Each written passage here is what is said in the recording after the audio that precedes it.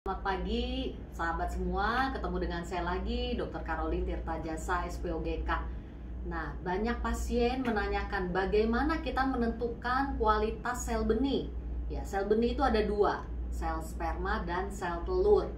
Kalau untuk kualitas sel telur itu bisa ditentukan saat sel telur diambil, biasanya saat program bayi tabung. Kita bisa lihat seperti apa tampang si sel telurnya, ya.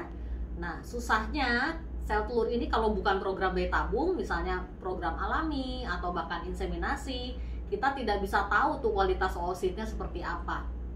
Tetapi ada beberapa faktor yang bisa mempengaruhi kualitas sel telur. Antara lain yang pertama adalah usia. Usia ini faktor yang penting untuk seorang perempuan, ya. Ibaratnya kalau saya bilang sama pasien tuh, kita tuh ada expired date-nya loh Bu, ya. Jadi kalau mau program hamil jangan usia nambah terus, ya. Secara statistik usia di atas 35 tahun itu angka kesuburan juga sudah makin turun, ya. Jadi jangan tunggu tua baru mau ikut program hamil. Program hamil sendiri pun kan angka keberhasilannya kecil, ya. Dan makin tua kita, bukan hanya sel telurnya makin sedikit, tapi kualitasnya juga makin turun. Jadi usia ini faktor nomor satu yang sangat berpengaruh pada kualitas sel telur.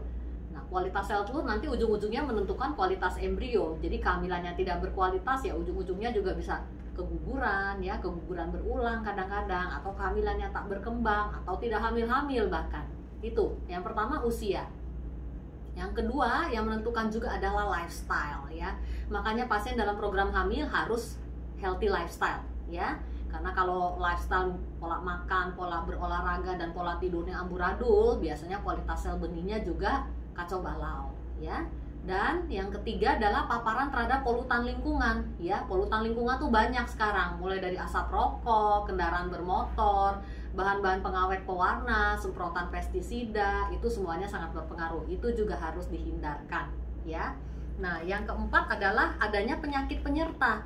Adanya penyakit penyerta seperti endometriosis, PCO, atau adakah miom, ya. Miom tertentu itu juga mempengaruhi kualitas sel telur.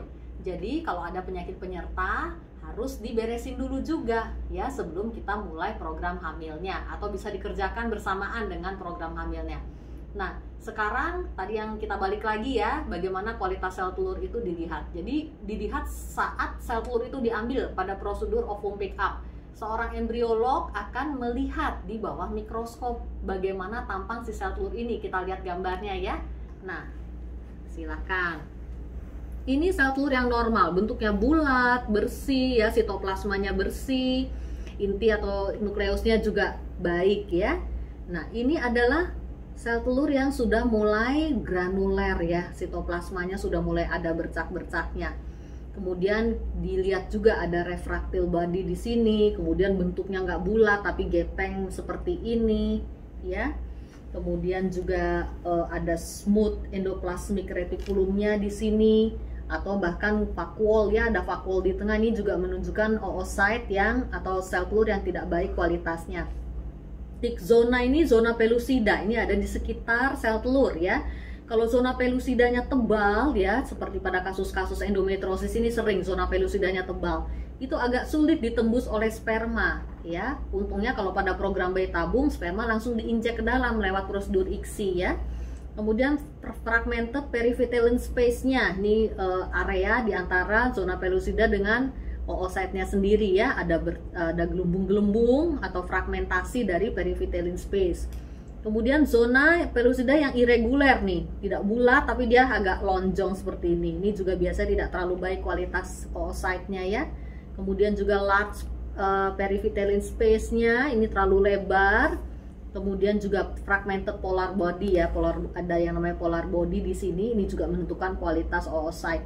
Kemudian large polar body, ini polar body yang normalnya kan seperti ini nih, yang bulat kecil di bawah, dan dia tuh besar, ya. Ini juga menentukan biasanya ada kelainan-kelainan kromosom tertentu yang terkandung di dalamnya. Jadi ini contoh-contoh tampang sel telur yang tidak baik, yang menilai nanti seorang embriologis, ya. Baik, sekian, terima kasih, semoga menjadi manfaat.